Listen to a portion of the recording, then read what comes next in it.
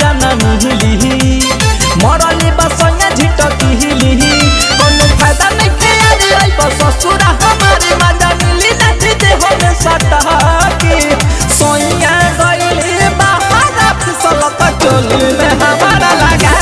के रे भतरा गइले बाहर फिसल कचोली में हमारा लगा के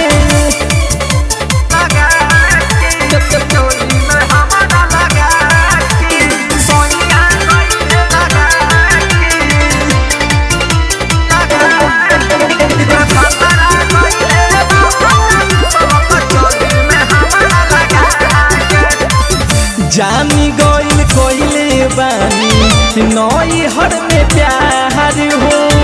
काहे नई खसुन तैयार बतिया हमार हो जानी गइल कोइले बानी नई हर में प्यार हो काहे नई खसुन तैयार बतिया हमार हो जब रहनी कुआरी चिंता कइला ना हमारे कसले गइला रहत भागा के बलमुआ गइले बाहर फिसल कचोली में हमारा लगा के सजना गइले बाहर फिसल कचोली में हमारा लगा के कचोली में हमारा लगा के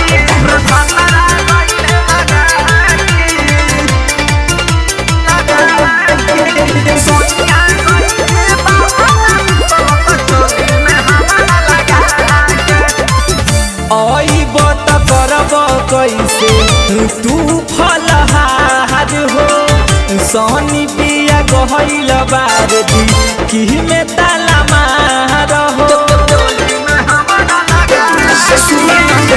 यही बत करब कैसे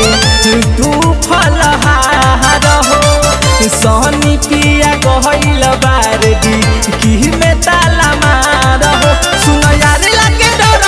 गई बझगर सुजई बात पीछे पछता के कि सोनिया गइले बाहर फिसल कचोली में हमारा लगा के कि भतरू गइले बाहर फिसल कचोली में हमारा लगा के नैहर में महाजन मिली